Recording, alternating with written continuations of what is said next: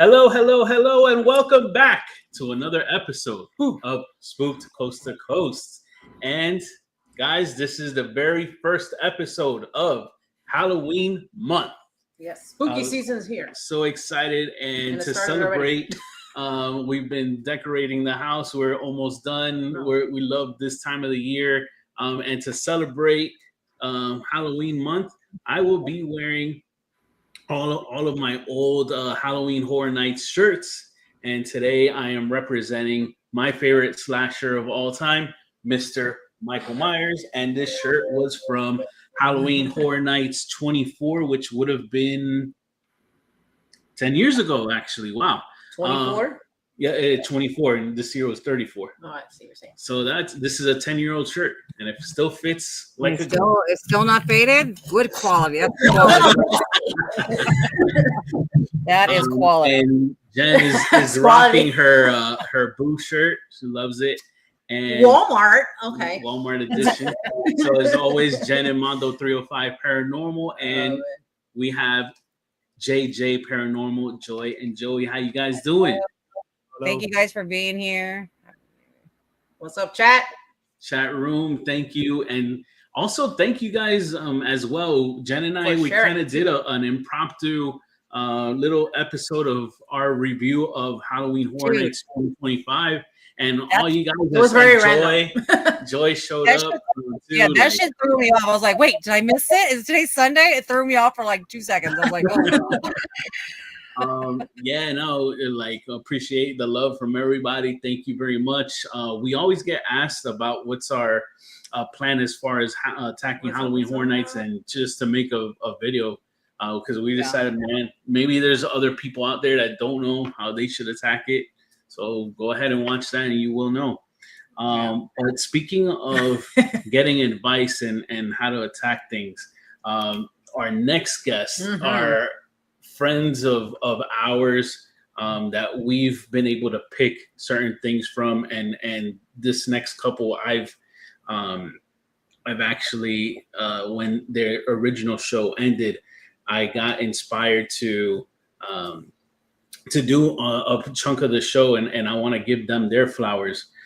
So I'm glad to be able to have on our last group of friends that we made from Gettysburg Bash. We met them in person in Gettysburg Bash, but we had known them before, and it was amazing to get to see them in person, give them a hug, show them our appreciation to them.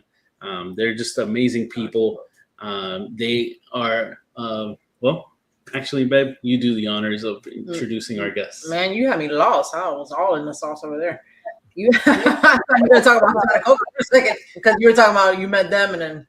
Oh, they are co-hosts with our very own Team Cocos that we had a few weeks back in the show. Yes. Go ahead and tell them about Chris and Audra. So we have Chris and Audra, who are a couple. They used to live now in North Carolina. They moved now to Ohio. They used to be in Arizona. So we have a few things from different states that we want to ask them. Yep. And yes, we met them at the Gettysburg Bash for the first time. Amazing people, super sweet, and just showed us nothing but love. So let's bring on Chris and Audra. What's up, guys? What's up, guys? Hey, everybody.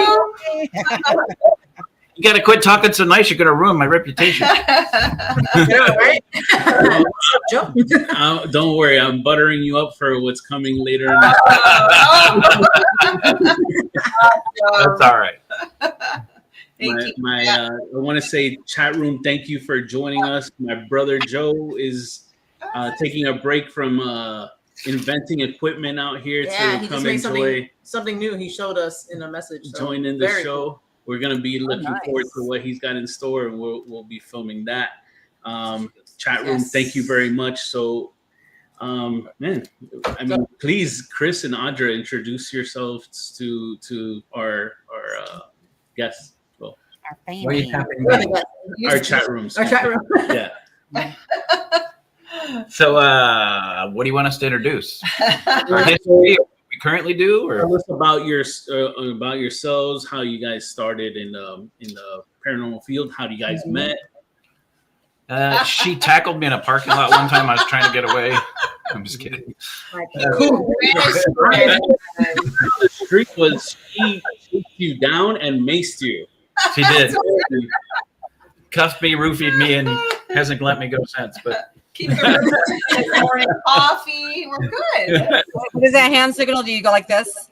yeah. Hand signal?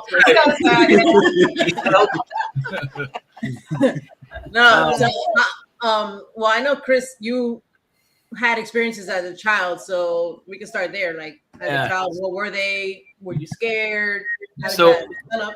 Yeah, I'll try and make it as short as possible because Audra will kick me because I'm long-winded. But yeah. First experience that I remember, I was about 4 or 5. We're originally my family's originally from Nebraska. We're in a small town called Peru. My dad, his father took care of the cemetery up on the hill. You can literally see it from town. It's right up on the hill. And I was out there one time, and he would go out and mow the grass, and I'd go run around and play around the gravestones, right? And I remember I was playing tag with this little boy. And my dad yelled at me. He called me over there, and he's like, "What are you doing?" I said, "I'm playing tag with that little boy." And he goes, "There's nobody there." Oh, my God. But to this day, if I was an artist, I could draw and tell you exactly what that little boy looked like. I remember playing with him. So that was my first experience. And I had experiences as far as I could remember. And then I had one when I was 12 that scared me so bad, I kind of turned it off for a while. A face-to-face apparition of an elderly woman in a house that she had just passed away, and a friend of the family. And it scared me so bad that I just shunned away from it. I hid from it. And then when I was in my teen years, my father comes from a very tough family. He was ex-law enforcement, and he taught us that anytime anything intimidates you, it's beating you. And don't let anything ever beat you throughout life. So finally I came around and I'm like, this is not going to scare me anymore. I started chasing it. So I would drag friends in high school to haunted locations, and I'd see spirits and hear things and go, "Did you see that?" And they'd go, "No." The one time I drug my friends to a haunted location and went, "Do you see that lady standing up there?" And they actually saw it. They bailed and left me. Wow. I literally went towards it, and I turned around, and they literally got in the car and they left me at this haunted location. Like a Scooby-Doo. Yeah. Oh, I would have went right towards it, too. It's like, whoa. Yeah, we were in downtown Phoenix. It was an old abandoned convent for nuns, and a monsoon had rode through the town, a really bad one in the late 50s, and one of the nuns was crossing a concrete bridge between buildings, and it collapsed, and she died there. Well, you could still see her every once in a while. The rumor was you could still see her crossing the bridge, even though the bridge wasn't there, and that's what I saw. I actually saw it. And when they saw it, they freaked and took off. So from that point on, I kept chasing it. And then in my very early 20s, I bought equipment and I started investigating, and been doing it ever since. And then when we started dating back in 2012, 11, 12. yeah, end of 11. We were sitting on the couch one night, and we were watching Ghost Hunters. And she's like, "This stuff is really cool," and she started talking about dreams that she'd had. And I'll let her talk about that in a minute. But I looked at her and I went, "You ever gone on a paranormal investigation?" And she goes, "That would be cool. How do we do it?" And I went, Who do we see? "We can go right now if you want." And she's like, "You know somebody?" And I went, "Yeah, let me go grab my recorder." And she's like, "What? You do it?" And I took her on her first ghost hunt, and she's been hooked ever since. So. Oh, the best first date. Yeah, All the best. one of the best first dates. We That actually wasn't the first date. No. We actually our Yeah. boys played high school baseball together. They'd known each other since they were younger, like second grade. I think they've been going to school together. I was And their we- baseball coach. We were both previously married, going through kind of divorce at the same time. Didn't really know it actually, and just still kind of hung out at the baseball. So that's kind of how we ended up together, was baseball. So that was fun. But yeah, I mean, exactly what he said. When we would sit down and just kind of chill at home and watch some of the stuff that was on TV, and he kind of asked me, "Well, do you get into it? Do you experience anything? And I'm like, I don't know what you're talking about. Because, and again, I'll kind of show my age just a wee bit, but back in my day, there wasn't a ton of shows that, had the scary stuff. So growing up in Ohio, we certainly didn't watch the spooky shows. You didn't go to the movies for them. I mean, there wasn't anything like that. But I would have a lot of really intense dreams, and I was always protecting children, and I was always fighting the devil. Don't know why. Interesting. It horrible. I mean, probably since about fourth grade is probably when I can kind of really, really remember that far back. Yeah. Up until right before we started dating, actually. I mean, one of my more recent ones, I was really creepy. I was walking in our mall, and this was in Phoenix, Arizona, where my dream was. And I was walking along, and, like the kiosks where they have all the little trinkets and, different kiosks they have set up. I was walking along, and I could see a little boy. And when they're going to be naughty, right? Like he was going to steal something. And I'm just like, so I kind of just walked up to this little boy, and I'm like, don't do it. Just don't do it. Right. And he kind of got spooked, and then he took off and ran. And I kind of started to turn to just mosey on down and continue shopping. Well, these three figures come like swooping in and grab my left elbow, and I couldn't see the face. It was just cloaked, and I'm looking around going, nobody's seeing this. But he looks at me, he goes, you took my soul and you're taking the place. Creepiest thing I can tell you. It's horrible. So That's then something of a movie. it was bad. It was bad. And then so we continued walking, and like the floor gives way, and the typical the water, like the lost souls, and it was bad. And I knew if I stepped foot in that water, I was done for. So we keep walking, and I'm like, you can't touch me. And the guy's, whoever, devil, whatever you want to call it, he's like, I have you. You're taking the place. I have you. I'm like, you can't. You're not going to touch me. And he keeps walking towards, and of course, internally, I'm like, shit, I'm a goner kind of thing. If my toe touches that water, I'm done. And you can see like the souls, like the typical movie kind of thing, floating around. And as soon as we get up to the edge, one of them, and I don't know how or why, but one of the souls literally jumps up, breaks our contact, and then I woke up. So he broke the hold. And I don't know. Thank God it was a dream. Thank God. I woke up sweating. I was like, woo! Yeah, but it's still scary. Yeah. It's just it's dreams like that, but it's always been kids. I always am around the children. Don't know why. No. So, but so, yeah, that's when we started. Like, I would talk about dreams, and he's like, well, "Do you ever think maybe it's more than just a dream?" So that's how we got talking about the paranormal. Yeah, like astral projecting kind of type stuff. Yes, good. Yeah. Exactly. Right. That's what I asked her. I said, "Do you ever literally?" I literally asked her. We were just started dating. She was opening up, and I said, "You ever tired? You ever feel like you weren't actually at home?" Exhausted. Yeah. It's like I was actually exhausted. I never thought maybe I'd left, and I'm like, "Sure sounds like you did." I mean, a possibility. No, yeah, that's creepy. It was I'm horrible. glad, if you did astral project, I'm glad you found your way back. Right. Especially from that one, right? Yeah, that was Chris, I had a question with, say, like when you said you shut it down, so you saw the lady that had passed, right? Yeah.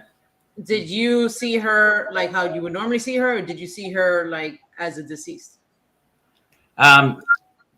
It was weird. It was like she was so long story short, we were a friend of my brother's friends, their mom had died from cancer. And we went over to their house, and we were watching movies, and it was 6 months to a year maybe after she had passed. And she had a sewing room upstairs that when she passed, they locked it. The dad put a padlock on it. They hadn't been in that room since she had passed. And the only bathroom in the house was upstairs. I was 12. I was there with my brother. We were watching movies downstairs. Well, I had to use the restroom. So I go upstairs. And of course, as I'm approaching the door, you get that queasy, creepy feeling. And I walk by and it's locked. Padlock shut, everything. I went into the bathroom. I come back out. And as I'm walking down the hall, I look and it's open. It was padlocked and shut when I walked past it. And you just get that, you're between being 12 years old and going, this was closed. I know somebody died. I started to peek in. And as I peeked in, I sensed something to my right. And I turned and she was here. Yeah. And she looked real, not a whole lot of color, but she was trying to talk to me and I couldn't hear what she was saying. It was just, she was talking, but with no sound and right in my face. And I freaked out. I completely freaked. And That'd be horrible. they actually thought that I was lying because they went upstairs and the door was locked. So I do want to know, how did you get home? Oh, my brother took me home. Oh, Told me I was yeah. being a baby and took me home. We have a loving Siblings. family. Yeah, siblings. Yeah. That's not it. That's Oh not my gosh. Yeah. Damn. Yeah. No, I was just curious because I was wondering why was it that like you shut it down? What, of course, with that experience like that up in your face, I can understand that. And I was like thinking maybe he saw her like dead. You know what I'm saying? So, No, she was standing there talking to me. I mean, she wasn't completely solid, but she wasn't completely transparent. It was weird. Right. What's up, guys? Thank you everybody again for being in the chat. Thank you. Hello, Jenny. Jenny, how's it going? Coco's are here. Yep. Everybody's here. Did you ever find yourself, well, it was naturally for you, but did you ever find yourself maybe doing something to tune it up or like investigations, like to open yourself up more or something? Did you ever? Oh, I do now. Yeah. I do now, and I have since I started back. I started tuning it up and fine-tuning it now. So I'll be 53 this year, and I've been officially investigating with equipment since I was about 21. No. And literally, when we moved to North Carolina, I had a flash drive that was a terabyte of 20 some odd years of evidence. It got ruined, and I lost all of that evidence after 20 years worth of stuff. Very heartbreaking. Very heartbreaking. Lots of EVPs. I had a couple pictures of apparitions that I had captured over the years, and it was devastating. I lost that. Wow. Even took it in, tried to see if they could get it back. They couldn't get it back. Well, what you can do now is just upload it as soon as you can. Right. Wow. Well, now I do it to the cloud. Yeah, everything's on the cloud now. That way it's there. Yeah. Sure. I did. So I know. When I can tell. when and this is different from what I was going to ask later on, but being that you originally met in Arizona, then you went to North Carolina, and now you guys are residing in Ohio.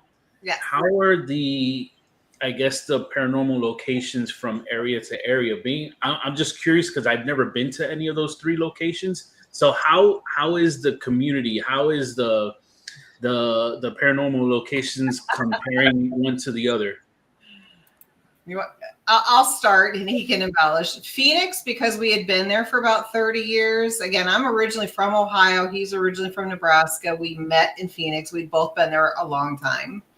So we knew the area and we got to know the people. So our biggest place that we went to a lot was Tombstone. Huge on our love list. We love Tombstone. Got to know a lady, Nora, who ran the Watt and Tarbell's funeral home, Parlor, basically. Yeah. And so we would go in as guests, but we ended up helping her kind of run her investigations because we just got so involved in it for her. So it was more because we were there for so long. When we moved to, I think somebody asked a question, we were in Charlotte, North Carolina. We are now outside of Toledo. We're in Perrysburg, Ohio currently. But in Charlotte, the East Coast was tough to break into. They were very secretive. They didn't want to share.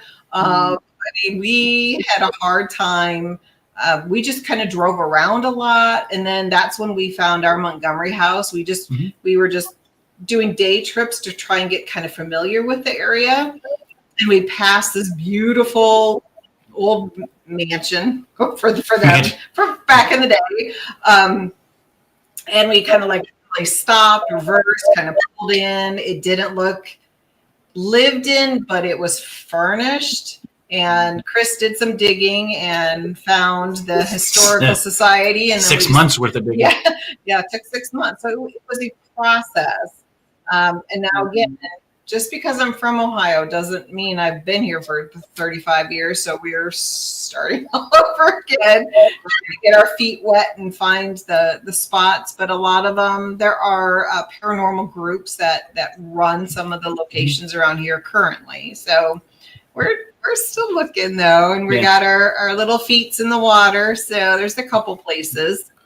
So Arizona, you had to know. You either had to know somebody, or it was a lot of pay to play investigations, right? Yeah. Like we were good friends with Tony and Cherie in Arizona, and part of their paranormal group, and they had control of the Phelps Dodge Mining Hospital in Ajo, and we helped them run investigations at that for 2.5 years there.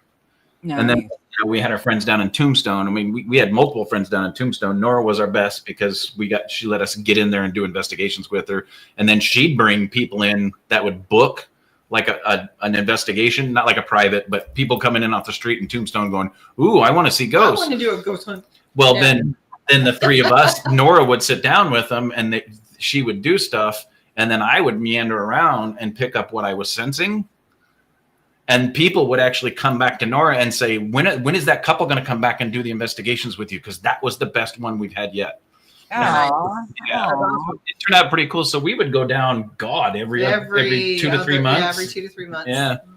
And we'd pull our travel trailer down there, and we'd stay down there for 3-4 days and do a couple of investigations with her. We did the bird cage. I can't tell you how many times. Yeah. That's my goals. I want to go there.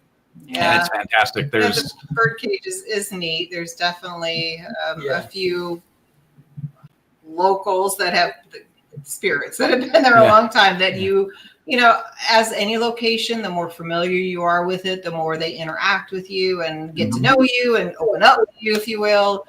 And yeah, there's a cowboy there that's super sweet, super protective of kind of the whole town, really.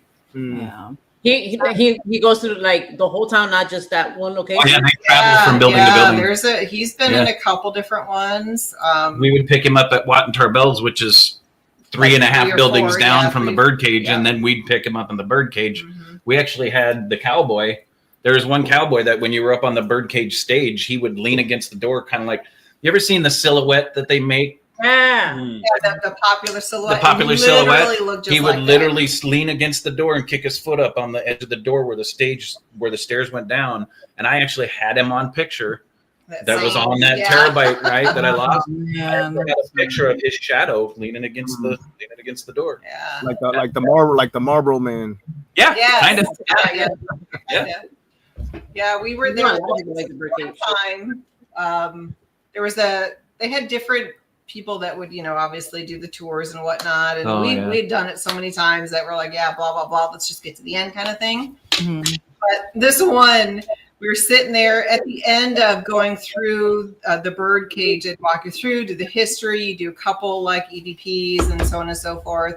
At the end of the tour, you'd actually go backstage. They would keep it completely dark. Right next to the Mariah, the old, literally next to the Mariah. Mm-hmm. And you would sit there in dark as a group, and there can be anywhere from 6 to 12. Yeah, I was gonna say 6 to 20. Yeah, maybe it just 20. depends. Up to 20. Yeah, there's a lot one night. And Chris and I even were like, this gal just doesn't know. She wasn't a believer. She doesn't know shit. you knew she was there. You knew she was just there to get the paper. And I remember Chris, we were sitting there one night and I'm like, he was like he is now to my right. And I'm like leaning in. I'm like, he's like, what are you doing? Like, there's somebody next to me and I don't like it. Like I could just feel somebody like right in my ear.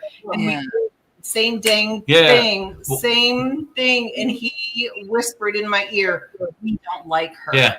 And I'm like, I What's knew funny is somebody was right there. She's leaning on me. She's saying there's somebody right there. And I went, there's a male next to you. And I went, he's mad. He does not like the tour guide. And we actually caught an EVP of a male whispering, "We don't like her." We don't like her. Oh, wow.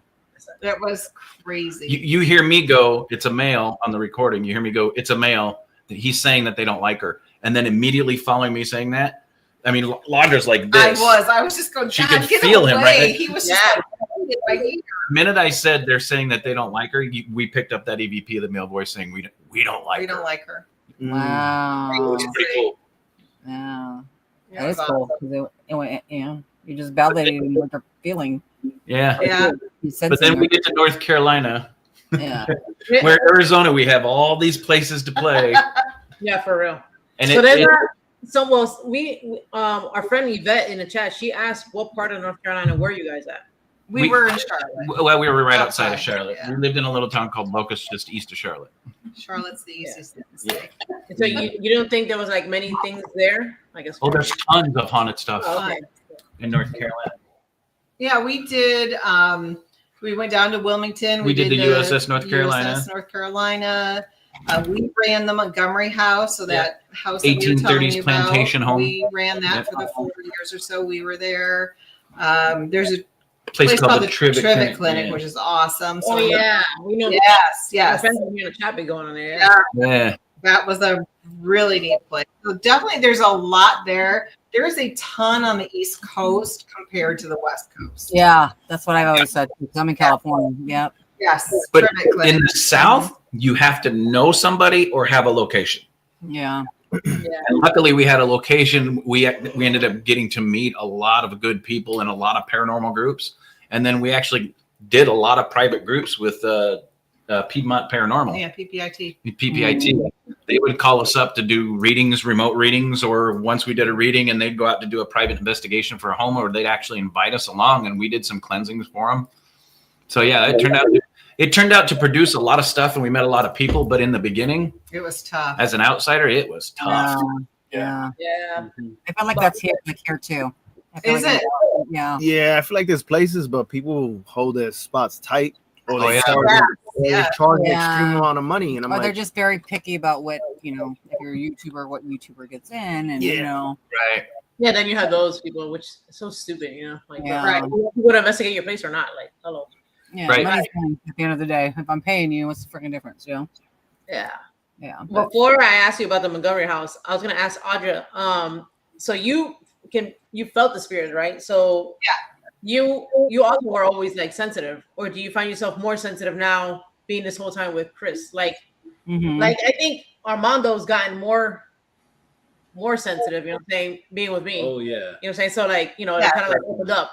It's a great question. Thank you. It's probably a little both. And again, I think as a child, you don't realize like what's normal, what's not normal. So as a kid, you're used to, I mean, I had, if you want to call it a spirit guide, it was my childhood friend. It was called Luna. I have no idea. No. My guardian angel. I don't know. I mean, my playmate, I had one. And then again, you kind of you just block that, like that doesn't exist. I grew up, whatever. And I didn't really get the doors open back up until hanging out with Chris a little bit more. I mean, there were times in my life where I had a really good girlfriend of mine in Ohio, actually. And she was just like, you say something and it happens, somebody's going to call you, I mean, so there was odds and ends like that. But again, you just kind of like, whatever, until being with Chris, I think being comfortable and kind of opening it back up, but I'm very protected. So it's hard for me to just open up willy-nilly. I don't really do that just because, again, my dreams were so wicked. That I definitely have like I lived it. I don't want to live it again. So I keep myself protected, and it's really hard. Like I try not to do investigations with kids because I'm going to be there to protect them, and I can't investigate. So I try not to do anything with kids at all. Our kids. Do you find yourself being attracted to, I guess, children's spirit? Because I didn't get that. Yeah. Yes. So we went, well, the Montgomery house, prime example, when we first investigated, and of course they're like going, you're not going to prove anything. Nothing's happened here. There's been no the historical society. Nobody was murdered in the house. No, it doesn't have to be. Yeah, we're like going, it doesn't matter. So it was during the day. It was just Chris and myself and Carrie from HOH. And we were sitting there. HOAH. Oh, HOAH, sorry. So we were walking downstairs, and it's just basically 4 over 4. So 4 rooms upstairs, 4 downstairs, literally even. With like a shotgun hallway in between. Yeah, literally shotgun hallway. Mm-hmm. And I was walking from one room into the shotgun hallway, and I mean, like I just stopped like dead in my tracks. I'm like, there's a little servant boy, like 5, 6, like I could like see him. He was the cutest thing, but he's literally just looking up at me and just biggest grin, the most adorable thing I'd seen. And then Chris, we work in tandem really well. We do. He said that, and I went, hang on. I went, his name's Joseph. He's 5. He was one of the house servants. Oh. And so I turned on the spirit box, and I laid it down and let it play. And I went, Joseph, why are you here? And we have an EVP that's on our website, and I still have that one. Well, it's not an EVP. It's coming through the spirit box. You hear him repeat, here. Yeah. No. Right away. Yeah. Aww. So the best part is when we presented the evidence to the historical society, because this was us going, hey, let us prove it's haunted. Right. And then we can come bring in groups and make money. Right. Yeah, exactly. Right. Yeah. So once we presented all the evidence that we captured, we had like 7 EVPs and then 6 or 7. We really specify like these are it for us. I mean, there were like 6 or 7, and we presented like 4 because we're the opposite. For us. Class A, you can hear it. There's no doubt. We're not telling you what it says. We don't put the words on the screen. I literally put it on a giant speaker. Yeah. And I said, I'll let you listen to it. You tell me what you hear. And so we presented those 4 EVPs to him, and then we presented the spirit box of Joseph, and we told them. She saw him. I picked up his age. I picked up his name, little servant boy. They went back and found in the 1870 census, Dr. Montgomery had a 5-year-old servant boy named Joseph. I have a picture of the census. Yeah, it was the most incredible thing. That's awesome. It's crazy. It was phenomenal. Wow. Yeah. Just when you think you're crazy, somebody goes, maybe not. Yeah. But so yes, to answer your question, quite a bit. I'm more drawn to they're more drawn to me, however way you want to look at it, to the children. Yeah. Audra has this, she talks about her protection. The first few times we went on investigations, I could feel her energy. And she's like, there's nothing going on. I don't hear anything. And I'm like, why don't you go stand over there? The minute she got about 50 feet away from me, I started hearing things. I started picking up other things. Stuff started happening. And I'm like, you are putting up this protective barrier. And she goes, no, I don't do that. Here's the best part. Sure. We are down in Tombstone one night. We were down in Tombstone one night, and we did a session with Nora, and there was 5 other people there, where they go up and they stand in one area of like in the middle of the room. And we put a laser grid on them. And then we start asking, the entities or the people there, come in and say hi. We'll see you cross through the laser grid. Right. Nothing's happening. It's dead silent. And I'm like, Audra, are you putting up your protection? And she's like, no, I'm not. And all of a sudden, out of nowhere, all the green laser lights that are on Audra start going woo, pulsing white. Oh, wow. And if you go on my personal Facebook page and go way back, the picture is still on there. Everything, all the laser grid lights in the entire room are green, except for the ones touching Audra, they're white. Oh, wow. And I went, you need to stop or nothing's going to happen. And she literally went, okay, fine, I'll accept it. When we first started going on investigation, she would do that. Now she's completely open and we get lots of evidence. But I literally have a picture. I'll find it and I'll send it to you guys. You can see that all the laser grids on Audra's back are white, but it's a green laser. And you can see Well, and there is a gal next to me too, because usually 2 go up at a time, and she was to my left, and her back is green, has the green dots on her. That's super cool. Yeah, that's very Interesting. It was weird. And the best part is everybody in the room, I'm like, are you guys, can I say the F word on here? Yeah. fun. Yeah. Because I'm trying really hard not to. yes. I literally turned around and looked at everybody and went, are you guys fucking seeing this? And everybody's like, what the hell is that? Yeah. And I started snapping photos. Yeah. That's crazy. We had a similar thing happen to us. So when you said that, I instantly kind of like flashed back to that. So we have a train depot that's here, and Joe will attest to that. But we had a laser grid on, and we shot it to the other end of the train, and we saw what you were talking about, the laser grid, but we kind of saw like a mass, and where the laser grid was hitting the mass, it was pulsating. It was like a vibrating, pulsating thing. That was the one and only time we ever saw that. And you mentioning that, it brought me back to that. I'm like, wow, Interesting. we had a very similar experience. What was there? Do you remember? Like what was it focused on? So at that point in time, so it's like a little hallway that goes. So it was shooting this whole wall, but you can kind of walk straight, and then behind the wall, you can do that. We saw the mass right there, like if it was heading towards the behind the wall. Oh, okay. Yeah, I remember that. In the train, in the diner car. That was the one that's next to the segregation cart.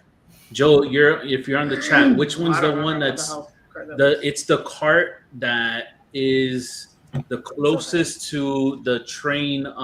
Hey, Basha. The train, what's that called? Where the maintenance room is. What's the cart that's closest to there? That it's that one. Yeah. So go. Oh yeah. No, he kind of threw me off for loop. Damn. What about the Montgomery House? Oh, the Montgomery House. Yeah. So Can you guys see it? Oh no, the green screen's killing it. Sorry. oh, yeah. I'll send it to you guys. I just found it. Send it to me. Yeah. I see the white. I see white lights. Yeah. I do kind of see that. I'll send it to you. Awesome. So that's cool. So then they liked what you presented them, and then they were just like, yeah. They handed us a key. Yeah, they literally just handed us the key going, here you go. Oh, nice. That's freaking insane. Oh, okay. Joy, you need to find some place like that in freaking California. No, man, I'm trying. I just gotta start going places and be like, hi, enjoy. I just, be a person. For real. Yeah. Because this is. Yeah. This is I think I'm gonna start wearing Lululemon pants. Yeah, something. What? Shirts. What do you think in there? Huh? Say it again. Okay. So what did you like, I guess, the most there at the Montgomery House? Like, what was your favorite room, or was there one room more active than the other? Like, did you have a favorite area, I guess? Well, Joseph was always pretty reactive, and Mrs. Montgomery. So Mrs. Montgomery and I definitely had a connection. She was definitely the lady of the house. She ran it with an iron fist for sure. I remember when we first got the key, The passenger. and we were kind of thinking, all right, what, we need to welcome ourselves in their home and introduce ourselves. And Chris is like, well, maybe I should bring her flowers. I'm like, at first, that's sweet. And I'm like, no. Back in that day, they'd be like, you courting her. Yeah. So I kind of Get your ass kicked. I kind of looked, what are you supposed to bring? Like a welcome gift, if you will. So we got salt and candles. Mm-hmm. And we hit it off so well. There was bread. And bread. Yeah. And bread. There was a time we went there. We were just kind of cleaning up because lots of bugs in North Carolina, as you guys probably get in Florida. And spiders. Inside. So sweeping up, getting the cobwebs down, and Chris was upstairs spraying for bugs. I'm, vacuuming. So let's premise this. Every time we went in there, we would sit down a recorder Always. upstairs and a recorder downstairs. Always. Even if we were just cleaning up, prepping for an investigation. Yeah. So the one time we did that, and, you know, listening back to the recorder, what did it say? Do you remember the word? I walk up and I go, "What are you doing?" And she goes, "I'm just trying to get these cobwebs down." And you hear a deep male's voice go, "Leave them." Leave them. Like, Servant. I'm not a servant. You're not Yeah. supposed to do that kind of thing. Yeah, remember, guys, this is the South. Yeah. Oh, wow. Early 1800s. Yeah, 1830 to 1855, they were in the house. So. Wow. It's crazy. Do you know if it's still open to investigate? Now that you guys left, like, what are they doing? Yes. So, Yes. so the one thing so for everybody watching, we only charged $150 for an investigation because there was no plumbing. It was all original. Oh, awesome. Look at Yeah, you. we have, Here you go. Oh my gosh. That's awesome. Here's the great. Yeah. The great thing is PPIT, good friends of ours, did they did like 5 or 6 investigations at the Montgomery And house. then we would go with them. And then sometimes those are the people as that we well. would do the privates with. But when we decided that we decided that we were moving, I didn't want the Montgomery Historical Society to lose any money for that because it wasn't generating anything. Everything that we generated just took care of the house. That was it. Right. So I did all the repairing. Somebody else did the mowing. The alarm company was let them have the alarm system for free, right? And monitored it. So everything was money we generated to keep it going. I didn't want to walk away from that. So we introduced PPIT to the Montgomery County Historical Society, and they took over, and they're still doing. Yep. They're So doing what we they are did. now hosting. They are now hosting. Oh, nice. That's awesome. That's cool. That's good. Yeah. Thank goodness. Was there anything in the land that also like maybe created a haunting too, or kind of like the Conjuring house is like the land, or is it just Yeah. So it's ironically enough, it's about 5 miles away, 2 to 5 miles away from Mount Gilead, and in Mount Gilead they found one of the oldest archaeological finds of the oldest recorded indigenous Indian tribe in the United States. wow. Like we're talking 703. Yeah. Old. Some of the artifacts carbon date back to 703, and there was old Indian mounds and burial grounds in that area. So there was an indigenous Pedi tribe in that area for hundreds of years. So we would actually pick up. There was an Indian girl Native American girl in the backyard that we would pick up, and then there was also a servant girl in the backyard too. Because unfortunately, it only sits on an acre of land. It was originally 5,000 acres. Mm-hmm. Eventually, all but that 1 acre got sold to a logging company, and the servants at the Montgomery house were treated as family. So when Mrs. Montgomery passed away, and Mr. Montgomery, he kept the house, but he only came back once every 6 months or so. But he let the servants stay there. Nice. They still worked the land. They weren't. I mean, they didn't treat them like slaves were treated in the South. He treated them like kind of like servants. He didn't treat them like family, like but he family, didn't yeah. treat them like slaves. Yeah. So they stayed on the property. They raised their families. They took care of it. They farmed it. Right. They lived there, and he would come back once every 6 months until he passed on. But I think I heard that story. What's that? I think I heard that story. I think my friend from Ohio, get him, Sugar. I think she went there. Correct me if I'm wrong. It's a sad story. Yeah. The sad thing is when the logging company took over, the servants' cemetery in the back, they didn't move the bodies. They just plowed over the gravestones. Damn. So somewhere behind the house is still a servant's cemetery, but you don't know where it's But at. the weird thing is, if you're standing in the back of the house and you're looking outside, to the left of the house was where the servant girl was. To the right of the house was where the Native American, and they never crossed. They never crossed. Never. I mean, we would see them on literally opposite sides. There was literally a tree line and then like an open field. The open field was where the servant girl was. The tree line is where the Native American was, and neither one of them would go into the Never opposite. went. Wow. Never. Interesting. Yeah. Huh. Even We don't have Yeah, I mean, I know, right? I don't know why, but we just never did. So Wow. And Dane, did you have to know? No, I actually wanted to ask him about that. Go Okay, ahead. so I didn't know that until more recently, but some people don't know you are an ordained minister. Mm-hmm. Still? Oh yeah. I've been for 13 years. I've conducted 2 memorial ceremonies and that's 6 weddings. The last wedding I did was my son's. Oh, Oh, that's awesome. Yes, yes. okay. And it definitely helps with the blessings, of course. Yeah, So. yeah. Yeah. So that's what I was gonna ask. How did this help during like investigations and what made you decide to do this anyways? Do that. It started out as a funny. A friend of mine was getting married, and I said, you know what? Why don't I get ordained, and then I can do the wedding. Well, I got ordained. I did his wedding, and then it went from there. And then I'm super spiritual. I'll be honest. I'm not into organized religion. I don't go to church. I used to. I did as a teenager. I was heavy into it. I was actually a youth minister when I was younger. There were some things that happened in the church that pushed me away from organized religion.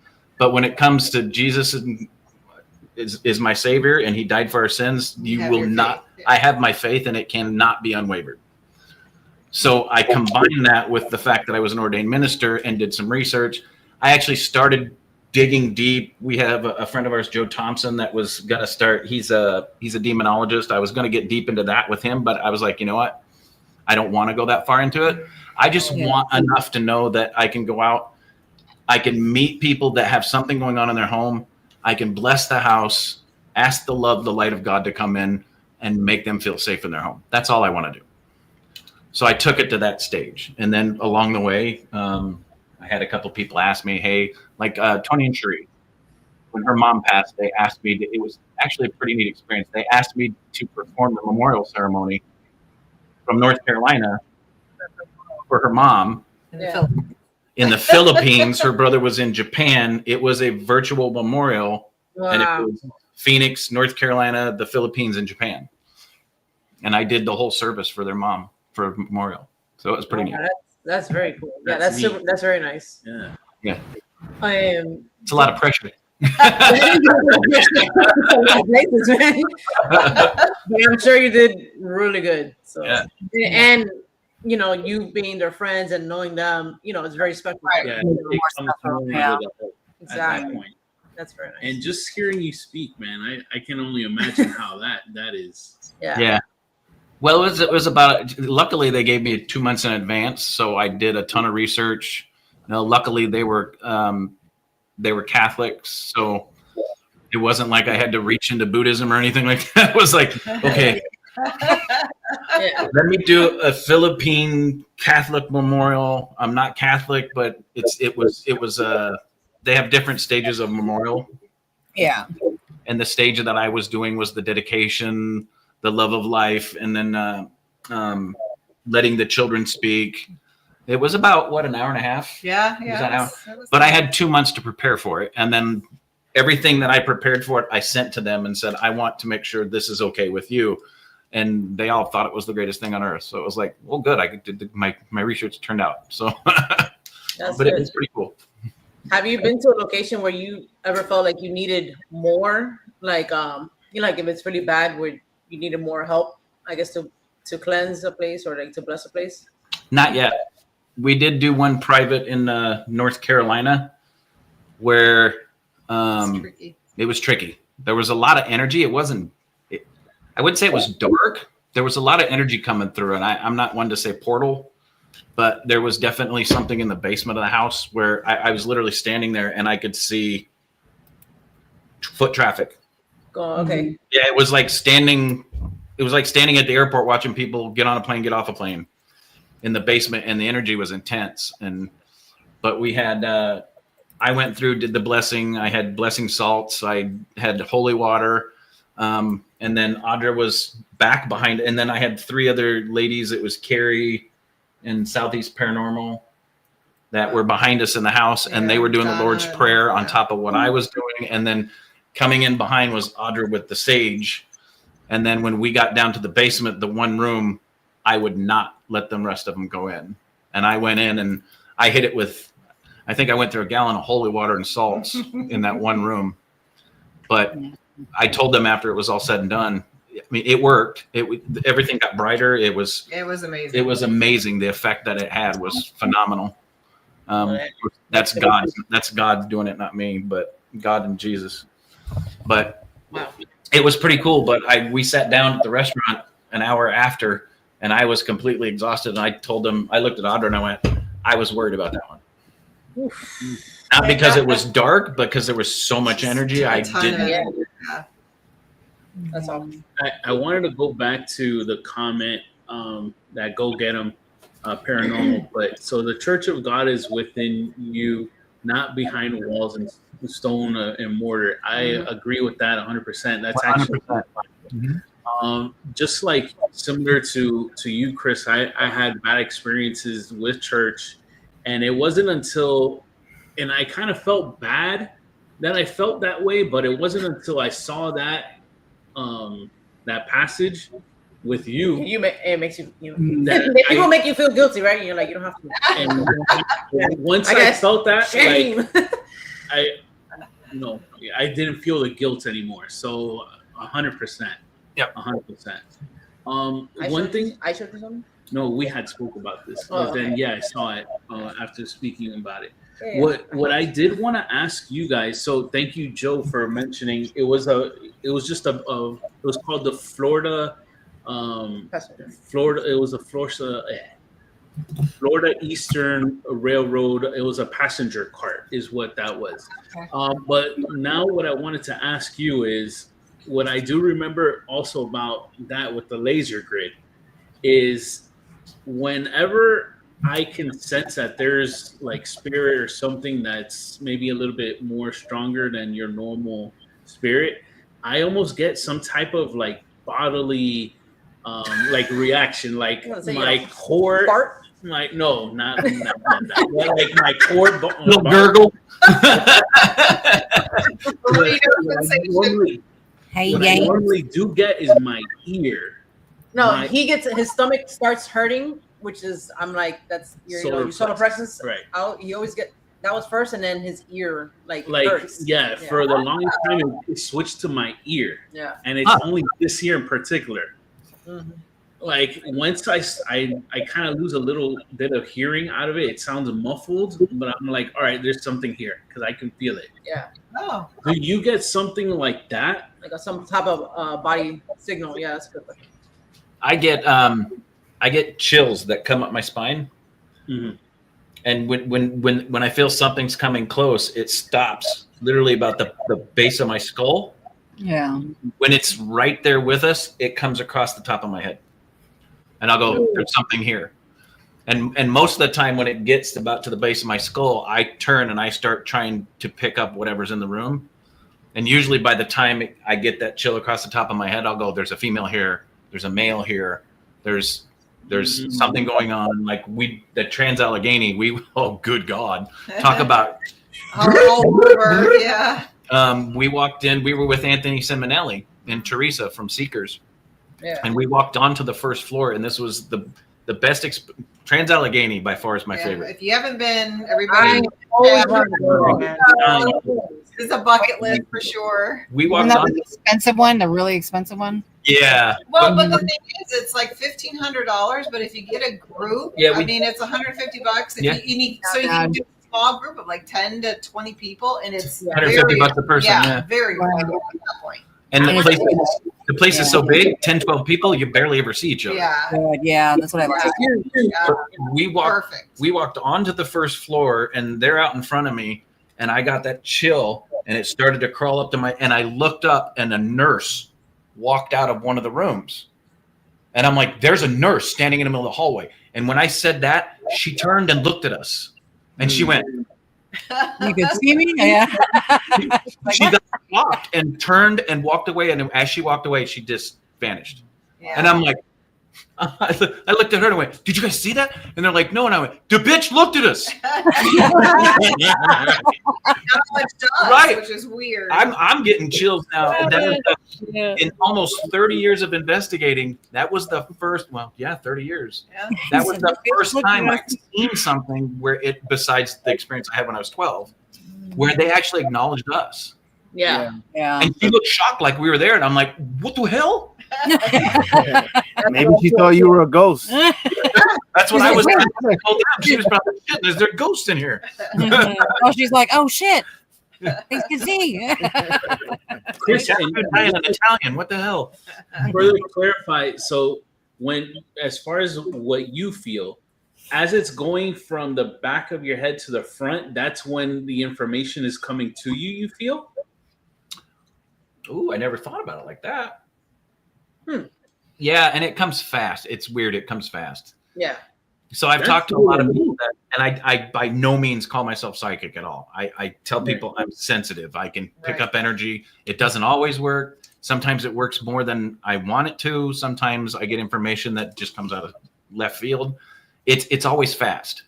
Yeah. And I tell people it comes in fast. And when I start spitting out what I'm seeing or hearing, or if I'm typing to you, telling you what I'm picking up and seeing and hearing, the minute it slows down and starts getting more detailed, I stop. Yeah. Because I don't know where my imagination's starting to pick up. Right. Sure. Yeah. And too much detail is too much detail. And the times that I've spit stuff out for 5-10 minutes, how accurate would you say I've been? Like 99. Yeah. It's almost scary. Yeah. Like we had PPIT reached out to me. They had a family in North Carolina that wanted them to do an investigation. And they said, hey, can you read the house? And what I do is just send me the address. I'll do a I'll go to Google Maps and I'll just look at the property from Google Maps. Yeah.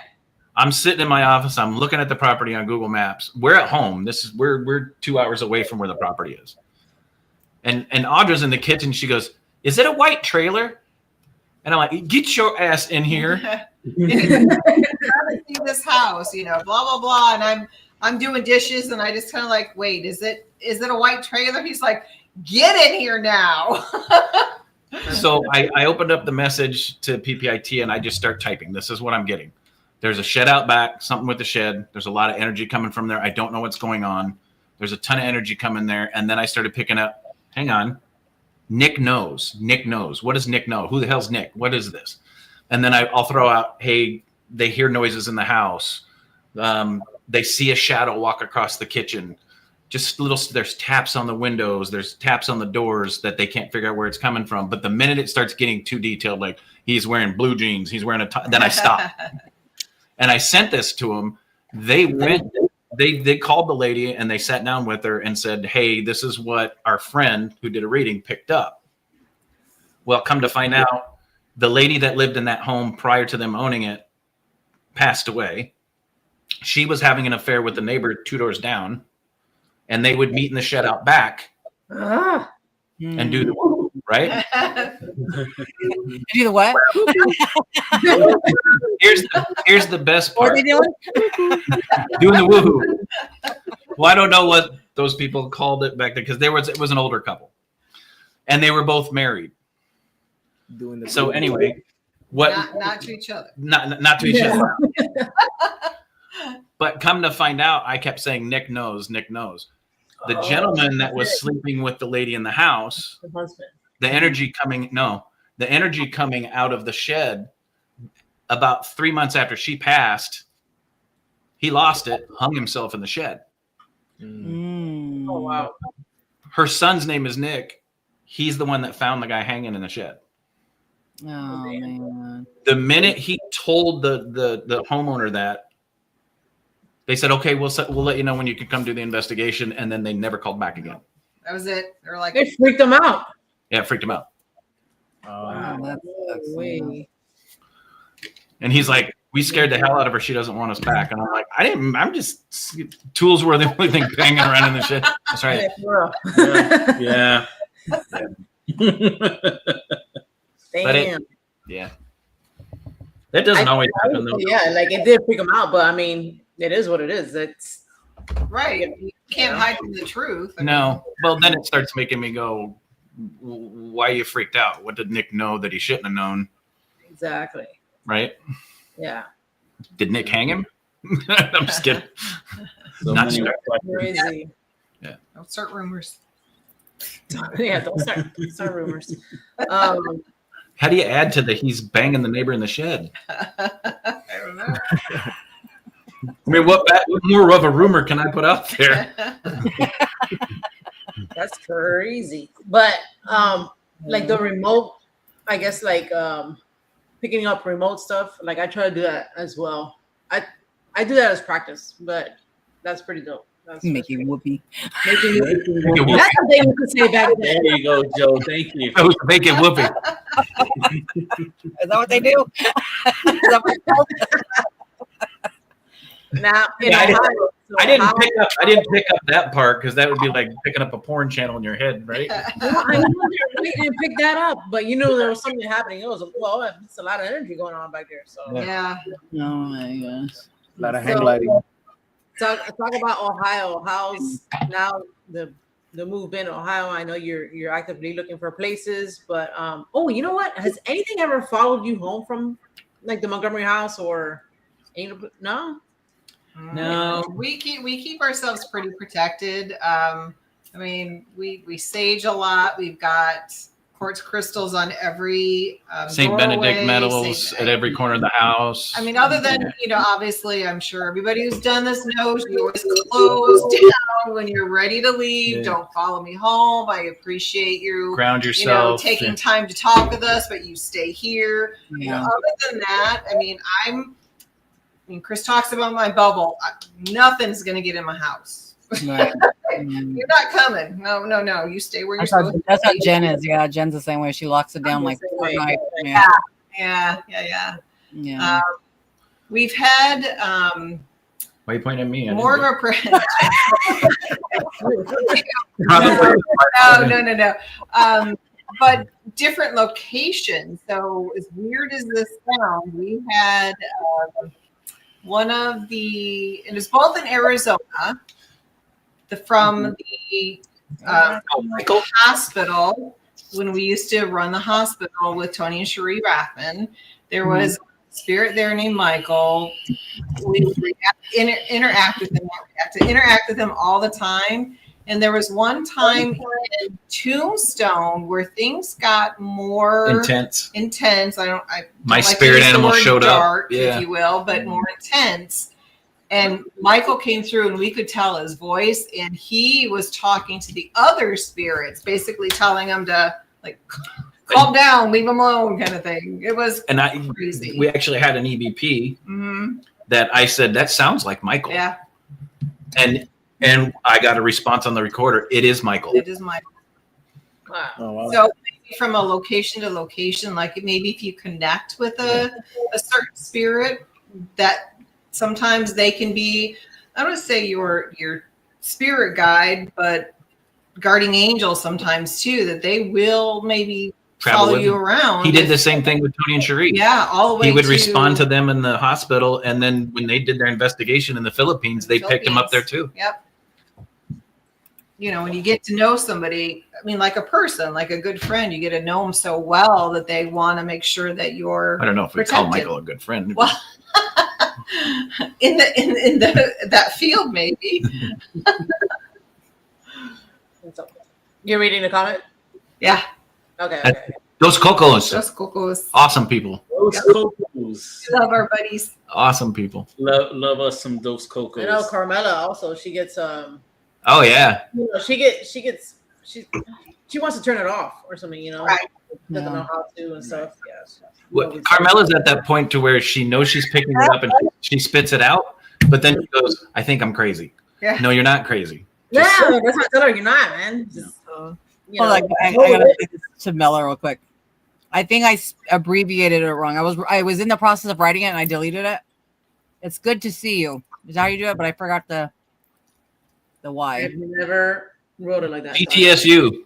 I seen it in chat, so I'm like, oh, let me just freaking start. Go with the trend. Yeah. That's what happens when you get old and you don't know shit about abbreviations or what. We're not part of the Yeah, for real. The new, oh my god! Don't even get me started with the Good freaking to slang. jargon, Oh, man. God, I don't know. I'm like, what the hell is? First of all, good or what was that? What a sick There's so many of them right now. I can't even start. Good to see you. Liz is pretty much like your No, we confidence. know. But Yeah, I know beeper codes. I'll get you. I know Beeper codes. 143. Sorry, I just took the subject way off. It was, you can't call before 9:00 p.m. because they would charge the minutes. Hey, We know. Shannon. Yeah, back in the day for sure. Well, speaking of back in the day, so we had the honor of meeting Chris and Audra. We met Anthony Samanelli and Jenny, Ron and Lourdes, Tony and Cherie. We all met them at Gettysburg Bash. All of you guys were amazing folks. And you were also a part of a show called Entity Voices Paranormal Evidence. Yes. Which we absolutely loved the show. And unfortunately, the show had to end. And there was something that you used to say at the end of your show every single time. It's right back there behind. It's that little phrase that's right behind them. Yeah. Stay haunted. Exactly. When that show ended, it was really sad, and there was to honor you guys. I had mentioned the whole Stay Haunted as a closing of that episode that filmed right after the end of you guys' show. But I wanted to give you your flowers because in honor of that, I actually ended up making the ending of our show or our outro based off of the Stay Haunted. Oh, that's awesome. Nice. That's awesome. So if you hear Get Spooked, that's kind of like my version of Stay Haunted. That's awesome. Yay. But I absolutely love the Stay Haunted. And then I loved hearing that you were going to do a new show called Stay Haunted with the Dos Cocos that we love them very much, or like my daughters call them the Hot Cocos or Team Meow Meow. Hot Cocos, Team Meow Meow. We absolutely love the four of you guys. Yeah. So just take us to the decision to making that show. EBPE is done. Like you had said in your very first episode, Stay Haunted was the tagline for the end of the episode, but Stay Haunted still had life in it. Yes. So please take us back to that point. You decided to go with an excellent addition, even though they were essentially, like you called them in episode 1 5 months ago, they were podcast virgins. Yes. So what made them Awesome. the ideal fit for the new show? Why were they chosen? Why did you feel like Stay Haunted wasn't done? Mhm. Just talk to us about that decision and the birth of an amazing show. Has it been the past 5 months? Thank you. So, like you said, Stay Haunted. It was funny because Entity Voices Paranormal Evidence. The very first show was Tony, Cherie, Rathman, and then Audra and I. And then Ron and Lourdes came on as guests, just like you guys were guests on the show a couple times. Yeah. And then we decided when we moved to North Carolina, there was 2 weeks where we couldn't be on the show, so they invited Ron and Lourdes on as guest host, and then it stuck. Nice. But at the end of that first episode, I looked at her and I'm like, before this ends, there's got to be something that sets us. Some sort of tagline. We got to have a tagline that sets us apart. So right when Tony said goodbye, I went, "Stay Haunted, everybody." Well, then it became a Jerry Springer moment at the end. It's like, how do we set this up so I can say "Stay Haunted," right? And even the shows where I had to travel for work, somebody tried to fill in, but "Stay Haunted" always ended the show. And the reason we decided "Stay Haunted" wasn't done yet is because, unfortunately, there was a falling out with Entity Voices Paranormal Evidence. Some personal reasons. I won't get into Everybody went their detail. own way. Right, everybody went their own way. But Stay Haunted, the show itself is it was something that we absolutely love to do. You guys know we don't make anything off of this. As a matter of fact, it costs us money most of the time, right? Yeah. It's our passion in the paranormal. When we're not out investigating, how do we continue talking about paranormal? How do we meet fantastic people like the four of you guys, right? And it's all about paranormal, para-unity. Stay Haunted doesn't mean keep ghosts around you all the time. and I explained this on Entity Voices, and I explained it on, Yeah. I explained it on Stay Haunted. Stay Haunted to us means get out there, meet people like this, make the friendships, put the boots on the ground, keep the paranormal community drama free. And that's all I must say about that shit. Yeah. Period. Yeah. Yeah. Exclamation point. Yeah. We're all looking for answers in our own different ways. Whether we do research, whether we have abilities, we're all looking for those answers. The paranormal to us is normal. Yeah. It's the normal life's usually abnormal. Watch the news, right? Mhm. Paranormal makes sense, and we're all out there chasing the same thing. We want to have the experiences. We want to catch the evidence. We want to show it. But the most part about being staying haunted is meeting people like you guys and creating the friendships and continuing this. It's not just about chasing spirits and dead people and people that are no longer in their meat suits. Expanding your horizons. Expanding your horizons, Absolutely. learning from each other, Yep. being on podcasts. That's what Stay Haunted means. Yeah. So when the show ended, I looked at Audra and I'm like, it's nice not having to do that every Monday night, because sometimes it was a chore, but it was so much fun and we loved it. I'm not done yet. Stay Haunted is not done. The message is still there. We've got to do it. And we had become such good friends with Todd and Carmela, and we'd investigated with them. They came out to the Yep. Montgomery house a couple times. Stayed with us. They came and stayed with us. We get along great. The best part is our styles of investigating are completely different. Yep. Yeah. So what better group of people to put onto a paranormal show and talk to psychics and talk to people with locations and sometimes have evidence shows and talk nothing about the paranormal when you have 4 different points of view. Yeah. It keeps it entertaining and keeps people watching, and it's fun. Well, and we expanded. That was the thing too. Yeah. We love our evidence. I am definitely an EVP kind of girl. But it was nice to be able to take something and expand it to not just every time you come on the show, you have to have evidence. Let's talk about cryptids. Let's talk about how you investigate. Let's talk about, whatever it is that you want to bring to the table, not just evidence. So it just opened that door a lot more for us in the community as well. Awesome. So Joe, Yep. Joe has a question. hold on. Oh, I had to go back to Joe. Had a question for you guys. Uh-oh. Okay, so Joe asked, what about the cowboy in Tombstone? Do you think he was protecting multiple locations from you, or you from what's going on other locations, or At the the locations. Sorry. Tombstone is you can't experience Tombstone one time. Especially somebody that's sensitive or psychic, a true psychic. Tombstone is it's an interesting town. Mm. Tombstone is still the Tombstone you see from Wyatt Earp, the Tombstone you see from the movie Tombstone with Kurt Russell. If you stop, Still the Wild West. the place shuts down at 7:30, 8 o'clock every night. Yeah. The only things still open are the Couple of investigations saloons. going on in a couple saloons that most people get arrested in. But, Yeah.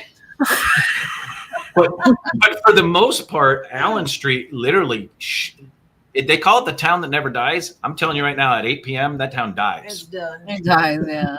But what's really cool is I had an experience there one time where I love being out there when there's nothing there, because as a sensitive that picks up energy, I would crouch down and put my hand on the sidewalks are still wood, Oh, nice. right? Oh, Richard. Put my hand on there and connect with Tombstone and just listen and be quiet. And then the energy would ramp up and you could hear the wagons going down the street. You could hear the people walking down the sidewalk hand in hand, the ladies' dresses brushing off the dirt as they cross the street. Tombstone comes back alive. And then all of a sudden you understand that Tombstone really truly is the town that doesn't die because the energy's there. But to answer his question, multiple, I don't like calling them spirits because they're people. Multiple people that are no longer with us are caught in multiple locations in Tombstone. Yeah. Yeah. It's like they just go wherever they want to. It's like the old days. Let's jump from saloon to saloon. Let's go from this place to that place. And you can actually feel the town. And one night I was doing that. I was connecting it. I was hearing things. and I was feeling the energy of Tombstone. I opened my eyes and turned, and right in front of the Birdcage Theater, there was 5 wild deer standing right in front of the birdcage. Mm. I didn't hear them walk up, didn't even realize they were there. I was just doing my thing. You know, a lot of people call us weird, but this is what we do, right? I was connecting with Tombstone, and I opened my eyes, and I never heard those deer approach. And they literally stood there and stared at me for a couple seconds, and then they slowly walked off into the dark. It was an awesome experience. You have to go to Tombstone more than once to feel Tombstone and experience it. But to kind of get back to his actual question, not protecting from us, but yes, there was a time that the energy started getting a little bit more intense. And I think he would go from place to place to kind of monitor it, if that answers your question. Not necessarily us, just monitoring everything that was going on. It wouldn't surprise me if the shadow that we're picking up was maybe like an old deputy or sheriff or something. That's what I was about to ask right now. See, it's connected. Yeah. So for Mela, it's both. There's the residual energy that's there, but there are a few spirits, if you will, that will react or interact with you, and that they are still kind of keeping an eye on things, making sure everything's run. We went to one store shopping, really just perusing, and this was during the day. And I'm standing in line, and of course there's a gal behind the counter, and I'm like, and then there's the gal next to her, and she's kind of all dressed up in costume and beautiful red dress and whatever. And I kind of just turn and I look back, and she's gone. So truly there was only one person there, but there was the original person was still kind of monitoring the store. So, I mean, they're definitely still there for sure. Yeah, I would definitely think there's a lot of residual energy still there. Definitely. Tons. Yeah, tons. Yeah, Mela was the one that said that. Oh, yeah. Oh, that's true. Thank you, Audra. That's you heard that, James? It's not Mila, it's Mela. Everybody calls her Mila. No, only James calls her Mila. No, Kevin too. Oh, jeez. Yeah, he does.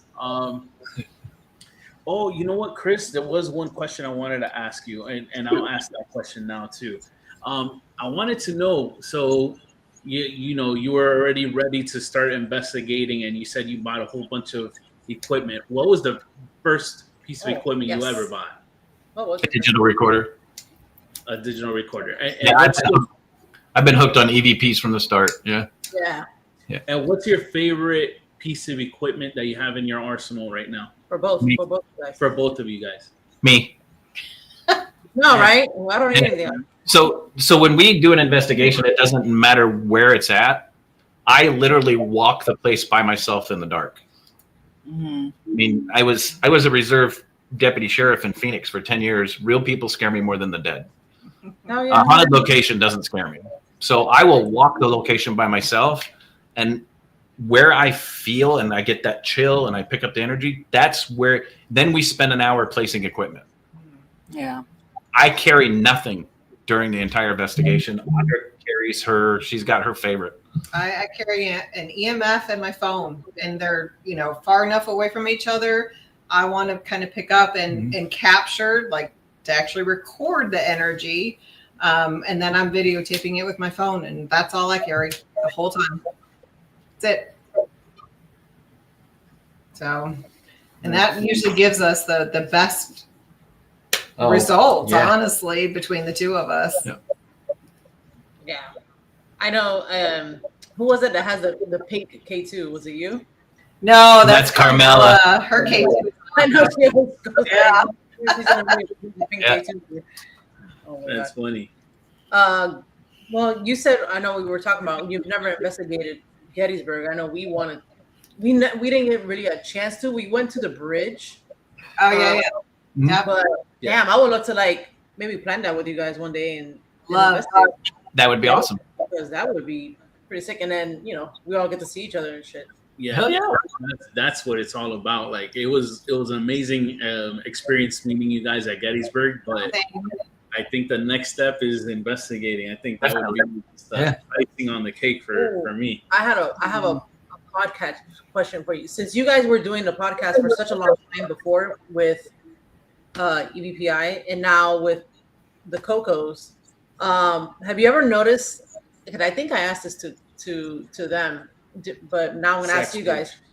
That's where we went to Sachs Bridge. Yep. Yeah. I don't know. I got thrown off because I thought that was the bridge from Beetlejuice. It looked just like it. That would have been super cool if it was, right? Right. There's a few bridges there that I noticed. I'm like, damn, they all look like this. Yeah. Did you ever find? Well, maybe not because of Audra's bubble, but has anything ever happened at your house while doing a podcast, like a paranormal podcast? Like not at ours, but not others. at ours, other people's, but not at ours. Okay. We actually had a couple on from Charleston, was it Savannah? They have a tour company in Savannah where they do investigations at night. Michael and Courtney. Yes. Yeah. Love them. Yeah. So we went back. Remember when I said, I'm starting to hear stuff? There's a male in the room with you and he's angry. And remember during the podcast, I'm like, I'm hearing him speak. Yeah. Yeah, I was in the chat. Yes. I was in the chat. Todd went back and reviewed it. Yeah, Todd went back and reviewed it. And the part where I said I heard him say, yeah, he caught it. During the podcast. Yeah. What? Oh, was it? Who was it? Was it William? Like, oh no, they were at their home at that point. Oh, okay. Yeah, they're at home. Yeah, but I heard it live too. While in the show, I heard it live, and I'm like, I heard what you heard, Chris. Yeah, that was awesome. Really good. That actually happens during their show quite a bit. Yeah, I know a lot of people pick up stuff. We've had a phantom noise here, or I had something like a light here on a wall, which I don't know what the hell that was about. Only time that's ever happened. Like, stupid things, but I like to ask people who do like shows because it seems to happen a lot. Yeah. So I know we're not the only crazies. You know what I'm saying? No, there's plenty of us around. I think it happened with Jenny Colucci too. Yeah, it had when we had Jenny Colucci. A lot of light things happen with Jenny, and when we've had her on, or we were on their show, maybe. I mean, things were happening, but not with us, here. Thankfully. Well, what you guys can't see on my desk is there's 5 or 6 crystals right here. Yeah, we've got selenite. I mean, I've got selenite everywhere. Yeah, I have a whole. Yes, there you go. Yeah, we have. I have my stuff there too. Yeah. Bad juju. My sweet husband bought me a cabinet for all my witchy curio stuff. cabinet. So it's full. Nice.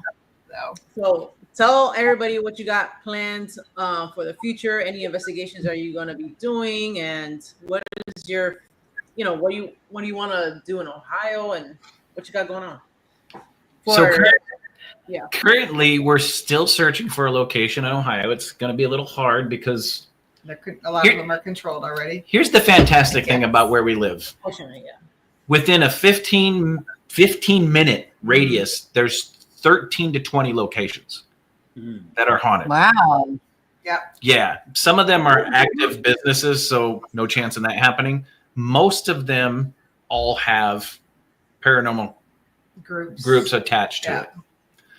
So we actually there's a place down the road called the Spafford House. They don't have a group attached to them yet, but it's an older group of historic people the historians that actually own everything. They own everything, and they're not leaning towards the paranormal yet, but I think we're this close to convincing them.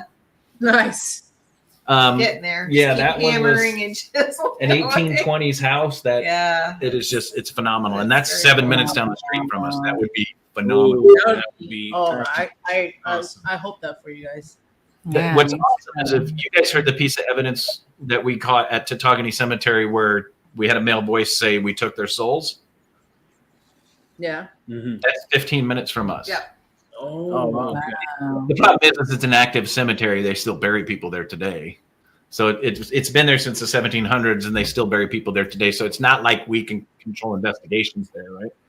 But it's a place where we can go doing investigations. Ron and Lourdes came out last month, and we went down there with them and did an investigation. I haven't looked through the evidence yet to see if we captured Still anything. need to go through that. Yeah. Todd and Carmela are coming to visit us at the end of October. Aw. We recently changed our name, our group name. We were Southern Entities Paranormal, but we have now changed our group name to Audra and I. It's just Audra and I. Yeah. We are now called Beyond the Voices Paranormal. I like it. Yeah. I love I love that. Well, there's a few reasons we chose that. One, we're not in the South anymore, so Southern Entities didn't match, right? Yeah. We didn't want to tag our name anymore to a region because Audra likes to move. If you haven't noticed. So Phoenix to Charlotte, Ohio. I don't know what he's talking about. we've always been EVPs are our go-to. I mean, catching the apparitions on tape, catching the apparitions in a photograph. Those are the golden goose. We all know that. EVPs are always consistent. We're always it's always our go-to, and we capture a lot of them. So Beyond the Voices represents that. Not only that, it represents the fact that we have moved past entity voices, and we look. So we don't just look for the voices. We look for ways to help those people that we go out and do private investigations on. What can we do to make them feel peaceful and safe in their home? There's more than just the voices. What's past that? So not only have we moved past a stage in our life to where we're no longer Southern Entities, we're not connected to entity voices, but we also are beyond the voices. Just the voices, yeah. Beyond just the voices. We look past that. And Ron and Lourdes, I mean, the minute we told them this is what we want to call it, the group, I'm like, how does that sound? And Lourdes goes, that sounds fantastic, because we tell people all the time to look beyond the voices. Oh, Nice. And I'm like, okay, there it is. So It is. beyond the voices it is. We don't have any major investigations planned yet. nope. When Todd and Carmela come out, of course, we're going to take them to the cemetery, and there's an old myth of haunted Holcomb Road that I've wanted to go back to a few times. I think we're going to take them out there. That's so cool, man. I'm jealous. I want to go with you guys. Because I know there's so much crap up there. I want to see. Come on up. We will host you guys anytime. We have a spare bedroom upstairs, right Host across you from the office. anytime. And yeah, we will. You guys are welcome anytime. Oh, thank you. Thank you. I appreciate that. I and- have a question. Shoot. The place from that these kids own, is it in Ohio? Sam and Kobe? Oh, you're talking about Do you know the the school? school. Is that in Ohio? Is that in Ohio? Is that in Ohio? No. One moment, please. Or is that, Hold that thought. What's it please. called? I don't know. Ferrars. Farrar, I think is what it's called. Yeah. Do you know that's there? Because damn, I would love for you to go I there. want to go there too. Do they charge like The Conjuring though? So the Farrar Elementary School is in. Not The Conjuring, the Oh, Iowa. That's in house. Iowa. Oh, it's in Iowa. Yeah. Oh, Well, I'm originally from Nebraska. I don't go to Iowa. Do you know why? boy. I don't know. Well, the trees in Nebraska tend to lean to the east when they grow because Iowa sucks. Well, there you go, folks. If you didn't know, I'm sorry. Well, I'll just apologize for him ahead of time. No offense towards Iowa. It's just not overly exciting. I mean, there's a couple things there. You got the Villisca murder house, right? That's where it's in Iowa, or no? That's in Illinois. Yeah. Somebody died there, so I'm sure there's ghosts. But Somebody died in somebody had to have died in Iowa somewhere that we could somewhere. go investigate. Sure. I just know you don't go there in December or January. oh, yeah, but it still is. Axe Murder House is in Iowa. Oh, there we go. There I you was go. right. I don't know why I thought it was further south. I guess. Whatever. And so you guys also have Stay Haunted. That's every Yes. Monday. Every So- Monday at 9 p.m. Mhm. Yeah. Yep, our podcast. Yep, our podcast. It's called Stay Haunted. If you go onto YouTube and look up Stay Haunted Paranormal, you'll be able to find our YouTube site. Or you can go there, and all of our lives, even the ones that are no longer live, are still there. You can go back and watch all those shows. You can see us make ourselves look stupid and bring on some really awesome guests. That's We awesome. got 305 coming on soon too. Hmm. Yeah. That's true. We will be. Right. Make it and It's gonna tune be into our turn. that. Right. The tables will be turned at that. That's Yeah. right. I'll put you on the spot. JJ Paranormal can expect an invite to the show soon here too. Mhm. There you we go. love that. Thank you. Thank you. Yes. How about this? Have you been As to long this as you place? guys can No. No, I do. no, but I'm looking it up now because Audra likes kids. I gotta be honest with you. The kid thing creeps me out. There's not much that creeps me out, but the children do because you never really know. if never Yeah, know if well, it's you really don't know a if the child kids are- or yeah. You So, never- like, I'll give you an example. There's a school that we've done, and we always get like nothing bad, nefarious as far as children's spirits. Like, we do get the teacher there, and we'll get like kids, like, hey, what's your favorite subject? It was math or whatever, and like, you know, but nothing bad. I don't know, maybe just that residual energy of all the children. Like, I'm telling you, I get children's spirits too. Like, so I know Audra. Like, I can, you know, the mother hen type. Like, to you. But that to me, that's a good thing because I'd rather have that than some fucking crazy shit hanging around. Yeah, some angry asshole. Yeah. Yeah, exactly. Exactly. All right, so it's unfortunately it's that time to end the show. It's been an amazing time Yeah, spending right. with I you tell you, that went by fast. I did. That went by really fast. You know, it just brought me back to just you know, getting to speak with you guys online and meeting y'all in person, and I can't wait till the next time. Yep. But there is one huge thing that I want to ask you. Oh, I know what it is. And you know, like I said earlier in the show, my outros, I dedicated them because of you. You guys inspired me to do that with Stay Haunted. So I haven't done this yet, and I want to extend the honor out to you, Chris and Audra. Will you please Close close us us out? There you go. Oh, I wasn't prepared for this. No pressure. No pressure. So for everybody watching, remember this is the paranormal is not just about chasing the dead and getting the evidence and listening to their voices. It's about making friends. It's about getting out into the field. It's about proving that life exists after death and that there's more out there than just the dead and their voices. There's the people in front of you, the people that we love, the people that we cherish, the friends that we make while we're doing it. But there's only one way that you're going to get these kind of friendships and you're going to make these kind of connections and you're going to have these kind of people in your lives.